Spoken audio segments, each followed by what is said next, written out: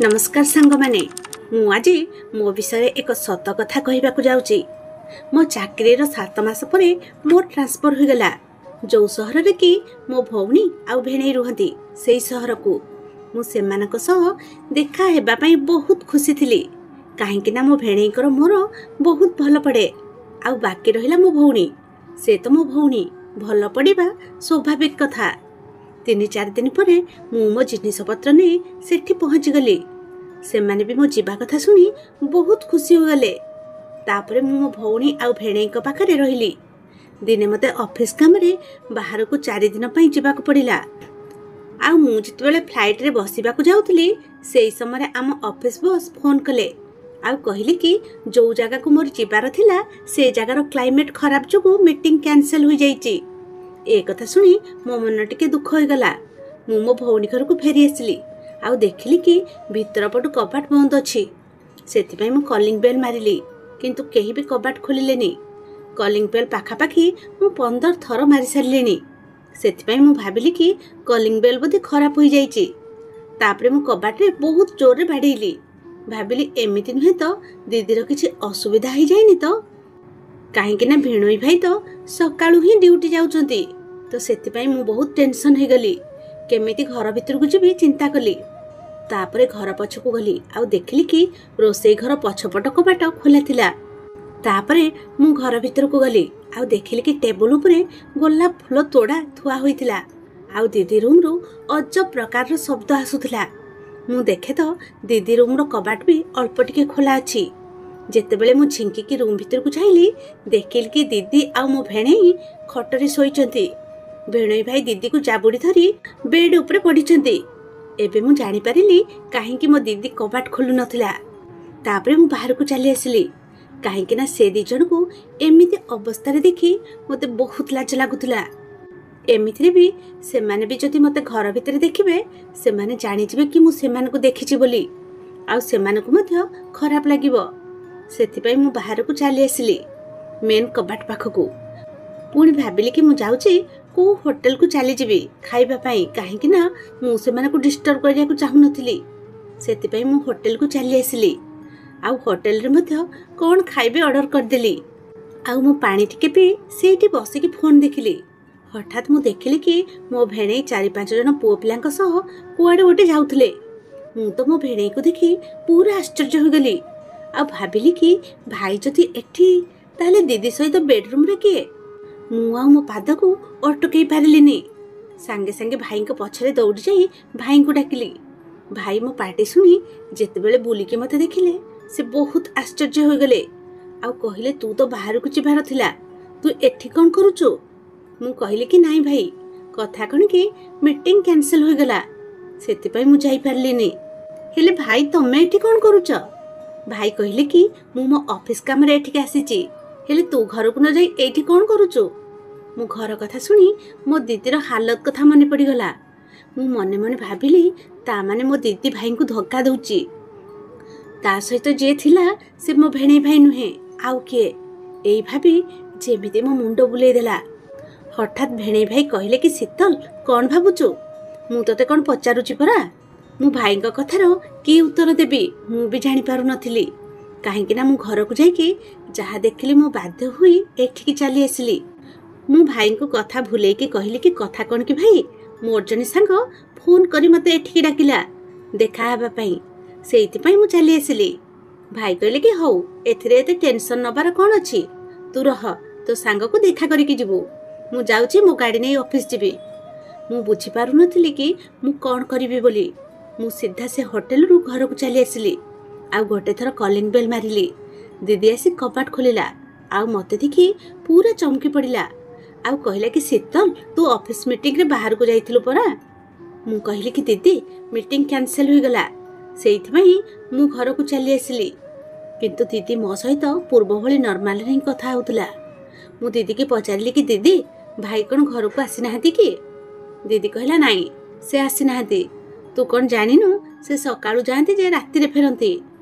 मो मन को पुणी थरे किछि समय पूर्वरु घटिथिबा घटना कथा मोर आखि आगरे नाची गला। मु विश्वास भी करि पारु नथली कि मो दीदी एमिति बोली। तापरे मु खाई पी मो रूम को आसिली। दीदीर पिला माने मो सहित खेलिबाकू चाहुतिले किंतु मोर आउ आग्रह नथिला खेलिबा पई काहेकि ना बारंबार से घटना मो सामना को चली आसुथिला आउ मते कांद भी लागुथिला आउ इच्छा होतले कि दीदी की जाई पचारिबे कि से काहेकि निज हाथ रे निज संसार को एमिति भांगी देउची बोली। मो भेणे भाई तो केते भल से कौ जिनिस रे दीदीर कमी करी नाहंती किंतु दीदी भाई को धक्का काहेकि दउची चाहिकी भी मु ए कथा दीदी को पचारि पारुनी आ मने मने स्थिर कली कि आज ठारू मते दीदी उपरे नजर रखिबा को पड़िबो। एबे मु किछि दिन हबो मार्क करूची राति रे भाई सोई पड़िबा परे दीदी फोन को फोन आसुची आ दीदी छात ऊपर को जाई कहा सह कथा होची। मु पूरा निश्चित होई गली जे दीदी जीवन रे आउ के अछि कि किछि दिन परे आम ऑफिस बॉस गोटे बड़ मीटिंग अटेंड करबा पई मते गोटे बड़ होटल को पठेइले। मु मीटिंग को अटेंड करी जेतेबेले घर को फेरिबा पई बाहरुतली सेई समय मु दीदी को से होटल रिसेप्शन रे ठिया होइथिबार देखिली। मु तो दीदी को देखी पूरा चमकी पड़ली तापरे मु दीदी को लुचिकी देखिली। दीदी फोन रे कथा ही ऊपर को गोटे रूम को गला आउ पूरा 2 घंटा परे दीदी से रूम रु बाहरिला आउ ठीक 10 मिनिट परे सेई रूम रु गोटे पुओ पिला बाहरिला किंतु किए से मु जानिनी से पुओटा को मु प्रथम थर देखिली तापरे से पुओटा चली गला किंतु दीदी सेठी सेमिति बाहर छिड़ा होइथिला। किछि समय परे गोटे कार आसिला दीदी से कार रे बसिकी चली गला। मु संगे संगे आउ गोटे कार बुक करी दीदी बसिथिबा कार को फॉलो कली। मु भाबिली दीदी बोधे घर को जाउची किंतु ना दीदी घरर रास्ता क्रॉस करी आगु को चलीला पुणी गोटे होटल सामना रे जाई रही गला आउ दीदी गाड़ी रे बोले होटल भीतर को गला। मु बे ओढ़णी मुहरे खोड़े दीदी रो पीछा कली। दीदी गोटे रूम भीतर को गला आउ पूरा 3 घंटा पर बाहरिला। दीदी सहित आउ गोटे पुओ थिला जाको देखि मोर तो पूरा होश उड़ी गला काहेकि ना से आउ केही नुहे से थिला रमेश मो बड़ भाई रो संग किंतु मु बुझी पारु नथली दीदी से रमेश सहित होटल रूम भीतर कोन करूथिला। तापरे 2 जन जाको अलगा अलगा कार रे बसी चली गले। ए सब तो देखी जेमिति मो मुंडो किछि काम करू नथिला। तापरे मु संध्या रे जत्ते बेले घर को फेरिली देखिली दीदी बहुत परेशान थिला परि लागुथिला। मु दीदी के पचारिली कि दीदी कोन हेची तू बहुत परेशान लागुछु कोन हेची तोर। दीदी कहले कि तू आ तो भेणे गोटे दिन छुट्टी नियो काहेकि ना तमे माने जे जुआडी चली जाउछ पिला माने भी स्कूल जाउचंती मु एकुटिया पूरा दिन घरे रही रही पूरा बोर हो जाउची सेति पई समस्ते गोटे दिन जाई बाहरे बुली के आसीबा। दीदी कथा सुनी जेमिति मो मुंडो किछि काम करू नथिला काहेकि ना मु देखिची आज दिन सारा दीदी बाहरे थिला किंतु से एबे कहूची कि से घरे रही रही बोर होउची बोली। एमिति किछि दिन चलिला। दिने मु ऑफिस रु फेरी जेतेबेले कॉलिंग बेल मारिली दीदी कबाट खोलिलानी। मु रागी जाई जेतेबेले पछ कबाट देई घर को गली देखिली कि प्रथमे जो लोकटा को मु होटल रे देखितिली से लोक दीदी सहित जबरदस्ती करूची। मु जाई गोटे दंडा आनी से लोकर मुंडो को पिटी देली से लोक सेठी ही पड़ी गला। दीदी मते संगे संगे से कुंढेई पकेला कहले कि शीतल तू मते बंचेई देलु। मु कहली कि दीदी ये किए से। दीदी कहला ये गोटे चोर आम घर को चोरी करबा को आसीथिला। मु रागी जाई दीदी की कहली कि बास कर दीदी तू आ मते केते मिछ कहबू तू कोन भाबुतु तो कथा मु किछि जानिनी बोली। तू ए लोक सहित खराब काम कला बेले मु देखिची आउ ए लोक सहित होटल रूम को जीवा मध्य मु देखिची। मो कथा सुनी दीदी संगे संगे मो गोड़ धरी पकेला आ कहले कि शीतल तो गोड़ धरुची ए सब कथा तो भेणे की कहबुनी मो घर भांगी जीव। मु कहले कि चुप कर दीदी तते एमिति काम करिबा को खराब लागिलानी। तू केवल ए लोक सहित नुहे से रमेश सहित भी संपर्क रखिचु जना नहीं आउ केते जनक सह संपर्क रखिथिबु बोली। अरे तते मो भौणी कहबा को मते खराब लागुची तते तो मरि जिबा दरकार। दीदी कांदी कांदी कहले कि तू ठीक कहिचु मते मरि जिबा ही दरकार। मु टिके शांति हेई दीदी के बुझेई कहली कि दीदी तोर एमिति हरकत विषय जेते बेले भाई जानिबे तांको अवस्था कोन हेबो तू केबे भाबिचु से जी थाउ थाउ मरि जिबे। दीदी मो कथा सुनी बहुत जोर जोर रे कांदिला आ कहले कि ए सब मु जानि सुनी करूनी कि ए सब कले मते खुशी भी लागुनी काहेकि ना ए सब करिबे पई मजबूर हो जाईची। मु कहली कि मजबूरी माने। दीदी कहला से माने मते ब्लैकमेल करूचंती। मु कहली कि ब्लैकमेल କିନ୍ତୁ କାହିଁକି? ଦିଦି ଆଉ ମୁଁ ସେ ଲୋକକୁ ଗୋଟେ ଚେୟାରରେ ବାନ୍ଧିଦେଲୁ। ଆଉ ଦିଦି ମତେ କହିଲେ କି ବାହାଘର ପରେ ତୋ ଭାଇ ମତେ ବହୁତ ଭଲ ପାଉଥିଲେ, କିନ୍ତୁ ଛୁଆ ହେବା ପରେ ମତେ ସେ ଆଉ ଧ୍ୟାନ ଦେଲେନି। ଏ କଥା ମୁଁ ବହୁତ ଥର ତୋ ଭାଇଙ୍କୁ କହିଛି, କିନ୍ତୁ ତୋ ଭାଇ ମତେ କହୁଥିଲେ କି ମୁଁ ପରିଶ୍ରମ କରି ଯୋଉ ଏତେ ପଇସା କମାଉଛି କାହା ପାଇଁ? ତମରି ମାନଙ୍କ ପାଇଁ। ତାହେଲେ ଏତେ କମ୍ପ୍ଲେନ୍ କାହିଁକି? ମୁଁ ବହୁତ ଥର ବୁଝେଇଛି କି ପଇସା ଦ୍ୱାରା ସବୁ କିଣି ଯାଇପାରେ, କିନ୍ତୁ ସ୍ୱାମୀଙ୍କ ଭଲ ପାଇବା ନୁହେଁ। ସେଥିପାଇଁ ତମକୁ ମତେ ସମୟ ଦବାକୁ ପଡ଼ିବ। କିନ୍ତୁ ସେ ଏସବୁ ବୁଝିବାକୁ ହିଁ ନାରାଜ। କିଛି ଦିନ ପରେ ମା ଦେହ ବହୁତ ଖରାପ ହେଲା। ସେଥିପାଇଁ ମୁଁ ଘରକୁ ମା ପାଖକୁ ଯାଇଥିଲି। ତୁ ସେତେବେଳକୁ ଟ୍ରେନିଂରେ ଥିଲୁ। ଘରକୁ ପ୍ରାୟ ସମୟ ଭାଇର ସାଙ୍ଗ ରମେଶ ଯିବା ଆସିବା କରେ। ବୋଧହୁଏ ସେ ମୋ ମୁହଁକୁ ଦେଖି ମୋ ମନ ଦୁଃଖ ଅଛି ବୋଲି ଜାଣିପାରିଲା। ଆଉ ସେ ମୋ ସାଙ୍ଗରେ କଥାବାର୍ତ୍ତା ହେବା ଆରମ୍ଭ କରିଦେଲା। ଆଉ ମୋତେ ବି ରମେଶ ସହିତ କଥାବାର୍ତ୍ତା ହେବା ପାଇଁ ବହୁତ ଭଲ ଲାଗୁଥିଲା। ତାପରେ ଆମେ ଦୁହେଁ ସବୁବେଳେ କଥା ହୋଇ ଦିନେ ରମେଶ ମୋତେ ପ୍ରପୋଜ କରିଦେଲା। ମୁଁ ତ ସିଧା ମନା କରିଦେଲି।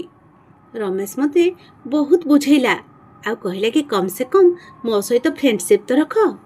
କିନ୍ତୁ ମୁଁ ମନା କରିଦେଲି ଆଉ କହିଲି କି ମୁଁ ତୁମ ସହିତ ଫ୍ରେଣ୍ଡସିପ୍ ରଖିବାକୁ ଚାହୁଁନି। ତାପରେ ମୁଁ ଘରକୁ ଚାଲି ଆସିଲି। କିନ୍ତୁ ତୋ ଭାଇଙ୍କ ଭିତରେ କିଛି ବି ଚେଞ୍ଜ ନଥିଲା। ମୋତେ ସବୁବେଳେ ଏକୁଟିଆପଣ ଯେମିତି ଖାଇଯାଉଥିଲା।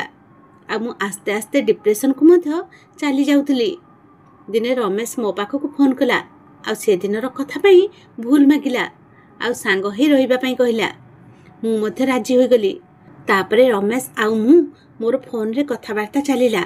ଏମିତିରେ କି ରମେଶ ଆମ ଘରକୁ ମଧ୍ୟ ଯିବା ଆସିବା କଲା। କିନ୍ତୁ ରମେଶ ଘରକୁ ଆସିବା ତୋ ଭେଣେଇ ଭାଇକୁ ପସନ୍ଦ ନଥିଲା। ସେଥିପାଇଁ ତୋ ଭାଇ ରମେଶ ଘରକୁ ଆସିବାକୁ ମନା କଲେ। ସେଇଦିନଠାରୁ ରମେଶ ମୋ ସହିତ ହୋଟେଲରେ ଦେଖା କରେ।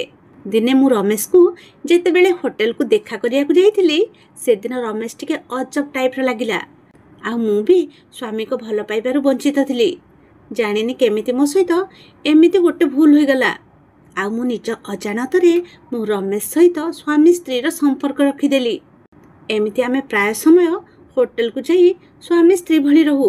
ଦିନେ ରମେଶର ଜଣେ ସାଙ୍ଗ ଘରକୁ ଆମେ ଯାଇଥିଲୁ। ସେଠି ରମେଶର ସାଙ୍ଗ ଏକୁଟିଆ ରୁହେ। ସେଦିନ ରମେଶର ସାଙ୍ଗ ଗୋଟେ କାମରେ ବାହାରକୁ ଯାଇଥିଲା। ଆମେ ଦିନସାରା ତାଙ୍କ ଘରେ ରହିଲୁ ଆଉ ସ୍ୱାମୀ ସ୍ତ୍ରୀ ସମ୍ପର୍କ ରଖିଲୁ। ତାପରେ ମୁଁ ଘରକୁ ଚାଲି ଆସିଲି। କିନ୍ତୁ 2 ଦିନ ପରେ ରମେଶ ଫୋନ୍ କରି କହିଲା କି ତା ସାଙ୍ଗ ଆମ ଦୁହିଁଙ୍କର ଅନ୍ତରଙ୍ଗ ସମୟର ଭିଡ଼ିଓ ରେକର୍ଡିଂ କରିକି ରଖିଛି। ଏ କଥା ଶୁଣି ଯେମିତି ମୋ ପାଦ ତଳୁ ମାଟି ଖସିଗଲା। ମୁଁ ମିଛ କହି 2 ଦିନ ପାଇଁ ଘରକୁ ଗଲି। ତୋ ଭାଇ ବି ମୋତେ ପରମିଶନ୍ ଦେଇଦେଲେ। ମୁଁ ସିଧା ରମେଶର ସାଙ୍ଗ ଅରୁଣ ଘରକୁ ଗଲି। ଅରୁଣ ମୋତେ ସେ ଭିଡ଼ିଓ ଦେଖେଇଲା। ମୁଁ ବହୁତ ରିକ୍ୱେଷ୍ଟ କଲି ଭିଡ଼ିଓ ଡିଲିଟ୍ କରିବା ପାଇଁ, କିନ୍ତୁ ସେ ସଫାସଫା ମନା କରିଦେଲା ଆଉ କହିଲା କି ମୁଁ ଭିଡ଼ିଓ କେବେ ବି କାହାକୁ ଦେଖେଇବିନି ଯଦି ତମେ ମୋ ସହିତ ସେହି ସ୍ୱାମୀ ସ୍ତ୍ରୀର ସମ୍ପର୍କ ରଖିବ ଯାହା ରମେଶ ସହିତ ରଖିଛ। ଏ କଥା ଶୁଣି ଯେମିତି ମୋ ପାଦ ତଳୁ ମାଟି ଖସିଗଲା। ମୁଁ ବାଧ୍ୟ ହୋଇ ଅରୁଣ ସହିତ ବି ସ୍ୱାମୀ ସ୍ତ୍ରୀର ସମ୍ପର୍କ ରଖିଲି। ମୁଁ ଭାବିଲି ଅରୁଣ ବୋଧେ ସେ ଭିଡ଼ିଓକୁ ଡିଲିଟ୍ କରିଦେବ, କିନ୍ତୁ ସେମିତି କିଛି ବି ହେଲାନି। ସେ ବାରମ୍ବାର ମୋ ସହିତ ସମ୍ପର୍କ ରଖିଲା ଆଉ ମୋତେ ବ୍ଲାକମେଲ୍ କରି ଚାଲିଲା। ଏମିତିକି ସେ ଘରେ ଆସି ମଧ୍ୟ ପହଞ୍ଚିଗଲା ଆଉ ମୋ ସହିତ ମୋ ବେଡ଼ରୁମ୍ରେ ବି ସମ୍ପର୍କ ରଖିଲା ଆଉ ମୋତେ ଟଙ୍କା ମଧ୍ୟ ଡିମାଣ୍ଡ କଲା। ଏସବୁରେ ମୁଁ ଯେମିତି ପୁରା ଫସିଯାଇଛି। ଅରୁଣର କଥା ମୁଁ ରମେଶକୁ ବି କହିପାରୁନଥିଲି, କାରଣ ସେ ଭାବିବ କି ମୁଁ ତା ପଛପଟେ ତାକୁ ଧୋକା ଦେଉଛି ବୋଲି। ଏଇ କଥା କହି ଦିଦି ଜୋର ଜୋରରେ କାନ୍ଦିବାକୁ ଲାଗିଲା। ସେଇ ସମୟରେ ଅରୁଣର ହୋସ୍ ଆସିଲା। ମୁଁ ସାଙ୍ଗେ ସାଙ୍ଗେ ତାଠାରୁ ଫୋନ୍ ଛଡ଼େଇ ତା ଫୋନ୍ରୁ ସବୁ ଡିଲିଟ୍ କରିଦେଲି ଆଉ କହିଲି କି ଯଦି ମୋ ଦିଦିକୁ କେବେ ବି ହଇରାଣ କରିବୁ ତାହେଲେ ମୁଁ ତୋତେ ଜେଲରେ ଭର୍ତ୍ତି କରିଦେବି। ମୋ କଥା ଶୁଣି ଅରୁଣ ହସିଲା ଆଉ କହିଲା କି ତୁ କ'ଣ ଭାବୁଛୁ ଭିଡ଼ିଓ ଡିଲିଟ୍ କରିଦେଲେ ତୋ ଭଉଣୀ ବଞ୍ଚିଯିବ? ନା, କେବେ ବି ନୁହେଁ। କାହିଁକି ନା ଏଇ ଭିଡ଼ିଓ ରମେଶ ଫୋନ୍ରେ ବି ଅଛି। ଏ କଥା ଶୁଣି ଦିଦି ଆଉ ମୋର ତ ପୁରା ହୋସ୍ ଉଡ଼ିଗଲା। ଦିଦି କହିଲା ତମେ କ'ଣ କହିବାକୁ ଚାହୁଁଛ? ଅରୁଣ କହିଲା କି ଇଏ ସବୁ ତ ରମେଶ ରଚିଥିବା ପ୍ଲାନ୍। ସିଏ ହିଁ ତ ମୋତେ କହିଥିଲା କି ତମକୁ ମୋ ଘରକୁ ଡାକି ଭିଡ଼ିଓ କରିବା ପାଇଁ ଆଉ ତମକୁ ସେ ଭିଡ଼ିଓ ଦେଖି ବ୍ଲାକମେଲ୍ କରିବା ପାଇଁ। ଆଉ ତମେ ଏତେ ବୁଦ୍ଧୁ ଯେ ଆମ ଫାଶରେ ତମେ ପଡ଼ିଗଲ ଆଉ ଆମେ ତମର ଫାଇଦା ଉଠେଇ ଚାଲିଲୁ। ଏ କଥା ଶୁଣି ଦିଦି ବହୁତ ଜୋର ଜୋରରେ କାନ୍ଦିଲା ଆଉ କହିଲେ କି ମୁଁ ମରିବା ଛଡ଼ା ଆଉ କିଛି ଉପାୟ ନାହିଁ। ମୁଁ ଜାଣିଶୁଣି ମୋ ସୁନାର ସଂସାରକୁ ଚୂନା କରିଦେଲି। ମୁଁ କହିଲି କି ଦିଦି ତୁ ଆଉ କେତେ ଭୁଲ ଷ୍ଟେପ୍ ନେବୁ? କମ୍ ସେ କମ୍ ତ ଛୁଆମାନଙ୍କ କଥା ଭାବ। ଯଦି ତୋର କିଛି ହୋଇଯାଏ ତାହେଲେ ସେମାନଙ୍କର କ'ଣ ହେବ? ଦିଦି କହିଲା କି ତୁ କହ, ତାହେଲେ ମୁଁ କ'ଣ କରିବି? ମୁଁ କହିଲି କି ତୁ ବ୍ୟସ୍ତ ହନି, ଆମେ ମୁଣ୍ଡ ଥଣ୍ଡା କରି କିଛି ଗୋଟେ ଉପାୟ ଚିନ୍ତା କରିବା। ତାପରେ ମୁଁ କହିଲି କି ଦିଦି ତୁ ଭେଣେଇ ଭାଇଙ୍କୁ ସବୁ ସତ କହିଦେ। ଦିଦି କାନ୍ଦି କାନ୍ଦି କହିଲେ କି ଯଦି ତ ଭେଣେଇ ଏ କଥା ଜାଣିବେ ତାହେଲେ ମୋତେ ସେ ଛାଡ଼ପତ୍ର ଦେଇଦେବେ।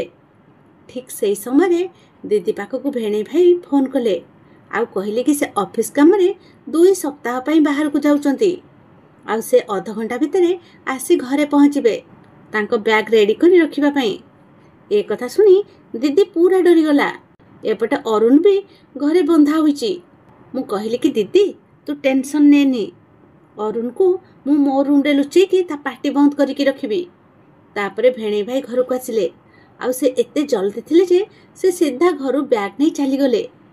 ତାପରେ ମୁଁ ଦିଦିକି କହିଲି କି ତୁ ରମେଶକୁ ଫୋନ୍ କର କି ତୁ ଏକୁଟିଆ ଘରେ ଅଛୁ ବୋଲି, ଆଉ ତା ସହିତ ସମୟ କାଟିବାକୁ ଚାହୁଁଛୁ ବୋଲି କହି ଘରକୁ ଡାକ। ତାପରେ ଲୁଚିଗଲି। ରମେଶ ଯେମିତି ଘରକୁ ଆସିଲା ଦିଦି ତା ପାଇଁ ଚା ବନେଇଲା ଆଉ ନିଶା ମେଡ଼ିସିନ୍ ଚାରେ ମିଶେଇ ଦେଲା। ଆଉ ଯେମିତି ସେ ଚା ରମେଶ ପିଇଛି କିଛି ସମୟ ପରେ ବେହୋସ ହୋଇଗଲା। ଦିଦି ସାଙ୍ଗେ ସାଙ୍ଗେ ରମେଶ ଫୋନ୍ରୁ ସବୁ ଭିଡ଼ିଓକୁ ଡିଲିଟ୍ କରିଦେଲେ। ଆଉ ମୁଁ ପୋଲିସକୁ ଫୋନ୍ କରି ଡାକିଦେଲି ଆଉ ସବୁ କଥା କହିଦେଲି। ତାପରେ ପୋଲିସ ଆଉ ଅରୁଣକୁ ଆରେଷ୍ଟ କରିକି ନେଇଗଲା। ମୁଁ ପୋଲିସକୁ ରିକ୍ୱେଷ୍ଟ କଲି କି ଏ କେସ୍ ବିଷୟରେ କେବଳ ମୋତେ ହିଁ ଜଣେଇବେ ବୋଲି, କାହିଁକିନା ଏ କଥା ଭାଇ ଜାଣିଲେ ମୋ ଦିଦିର ଜୀବନ ପୁରା ନଷ୍ଟ ହେଇଯିବ। ତ ଆଜିର କାହାଣୀଟି ଆପଣଙ୍କୁ କେମିତି ଲାଗିଲା ନିଶ୍ଚୟ ଜଣେଇବେ। ରହୁଛି, ଜୟ ଜଗନ୍ନାଥ।